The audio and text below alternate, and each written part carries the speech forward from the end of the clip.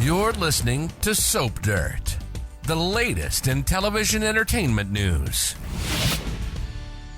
Hey, YNR fans. So Sharon Newman poisons a bottle of whiskey this week at Daniel's place, and I am worried that Lucy Romalotti is going to be the one to guzzle it rather than the target Sharon was aiming at. It's Belinda from Soap Dirt, and let's talk about what happens if the wrong person gets into that bottle of booze. So we have pretend Camryn, hallucination Camryn, encouraging Sharon to get justice for Cassie. He keeps pushing at her.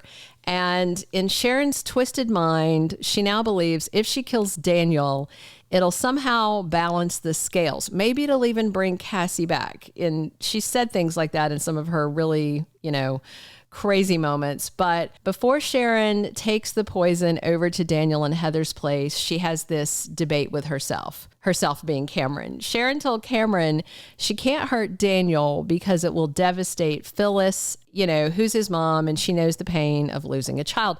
But Camryn doesn't let up on Sharon. And of course, this is just her trying to justify her own actions. And we see on this upcoming episode, Sharon is taking some sort of medication, but it's not working. She is taking it. It's not working. Something is wildly off with Sharon's brain chemistry, and her meds have totally failed her.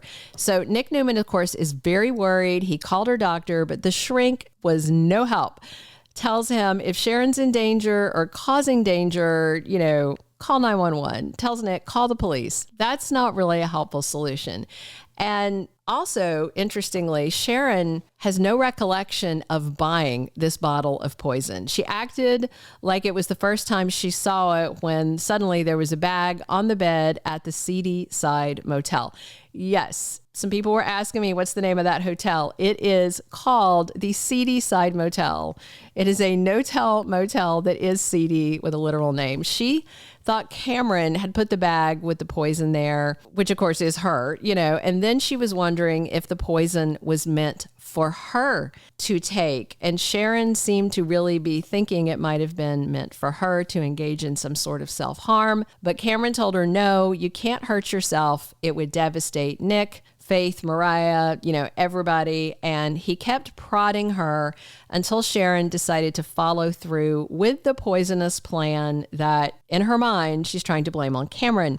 In her hallucination actually told her that she can let him take care of it. So I guess that explains how she bought the poison but didn't remember. Sharon has been letting this alternate personality that she's been seeing take control of her body, I guess, and do things that she doesn't remember. This feels more than a bipolar spiral. Maybe there's something, that's gotten even more off with her brain chemistry. We'll see. We'll see once she's at Fairview. I'm confident she's headed there. So Daniel and Heather at their apartment during this episode having a very nice chat. They agree they're going to try a reset on their relationship, a fresh start, put all this drama behind them. They are planning to stay in Genoa City, even though they're struggling to find work, dealing with angsty Lucy. And then Daniel invites Heather to dinner with him and his sister at Society. So they take off with plans to meet at the restaurant. That's when Sharon lets herself into their apartment. And Camryn points out, there's the whiskey bottle, tells Sharon, do what we came here to do, to get justice for Cassie. So looks like Sharon's going to go ahead and tip that little bottle of poison into the bottle of whiskey.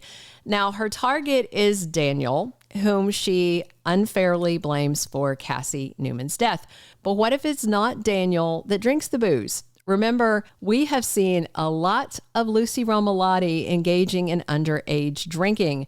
When she met Faith for that concert, Lucy had gotten drunk off a little bottle she snuck in. And then when she called Faith to meet her at that park and drive her home, you may remember Lucy was again drunk and told Faith she stole a bottle of vodka. So yeah, it might not be Daniel that drinks it. Lucy's been just ongoing rebellious even after the car crash. She threatened to run away if Heather and Daniel, plan to move again. In some ways, Lucy's been a typical teen, moody, sullen, disagreeable, pretty standard teenage behavior if you've had a teenager, but the booze boozing is definitely scarier, especially at her age. She's 14. So yeah, that whiskey, 14, 15, I think she's 14. Anyway, maybe 15 because she was asking about a learner's permit. So the whiskey that Sharon tainted could definitely end up being consumed by the wrong person. I mean, realistically, it could be anybody in the apartment. It could be Heather, who decides to have a nightcap, a little sip of whiskey after their dinner at society and winds up sick or dying. It would be interesting to know if Sharon put enough poison in, it looks like a fifth of whiskey, to kill or just to make somebody horribly, horribly sick. Depends on what kind of poison it is and, you know, how much whiskey's in the bottle. So yeah, it could be Daniel that downs a tumbler of whiskey, or it could be Heather, or maybe they sit down together and they each have an after dinner glass of hooch. And given that whiskey is hard liquor, you know, most people who aren't serious drinkers just have a couple of fingers. You got a little bit in the bottom of your glass, you know. Daniel probably only drinks a little at a time. However, if Lucy stole the bottle, she would not have just a sip or even a shot like her dad or mom would do. If Daniel's daughter takes that bottle, Lucy is much more likely to drink it all, drain the bottle down, and then wind up in critical condition. We know she drinks to get drunk, not a sip for enjoyment, you know, in the evening. So in this week's Y&R promo, we saw Sharon in the woods crying and saying, "What have I done?" Talking about, you know, how can I come back from this? It would be obviously terrible if she harmed Daniel with that tainted booze. But if Sharon sent Lucy to the ER with a case of poisoning, that is even worse. Sharon would be absolutely sick about that because her whole rationale is trying to get justice for Cassie. And then if she hurts Lucy instead, a teenager who has a whole lot in common with Cassie, that would be something else entirely. Lucy's about the same age Cassie was when she died. Lucy likes to hang out with older teens and make troubling decisions like Cassie did. And Sharon would never forgive herself if Lucy is the one who winds up poisoned, despite the fact she calls her a brat sometimes. So here's my other question. After Sharon left the bottle, I'm sure she's second guessing herself, but if Lucy grabs it and drains it, will they know that it's an actual poisoning or think it's something else? Because Daniel and Heather might assume Lucy got drunk, overdid it, and has alcohol poisoning. But imagine their surprise if they take her to the ER, get her stomach pumped, and find out it's not alcohol poisoning. It's just straight up poisoning. You know, things are getting messy for sure. Sharon is going to wind up with a whole pile of regrets before it's all over. But of course, she is completely out of control. This is not her fault. It is her mental illness and just a lot of other factors. The storyline hits a big climax this Friday, which is Sharon Case's 30th anniversary episode.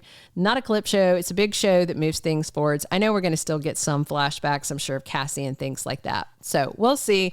Hopefully nobody gets into the tainted toxic whiskey, but I'm guessing it's not going to go that way. Somebody's going to at least take a sip. It also depends, as I said, the type of poison Sharon bought. You know, with some toxins, just a little can kill you, but with others, it needs to be a bigger dose to kill you, but a little would just make you really sick. So who do you think is going to wind up guzzling the whiskey that Sharon dosed? Do you think it's going to be Daniel, Heather, Lucy, more than one of them? Let me know what you think. Drop those comments. Please subscribe if you haven't already, and definitely come back soon. It's Belinda from Soap Dirt, talking Young and the Restless with you 7 days a week. Thank you for being a loyal listener. Follow us wherever you get your podcast, because you don't want to miss the next episode. Soap Dirt is on all the major podcast platforms, including Apple Podcast, Spotify, iHeartRadio, and more.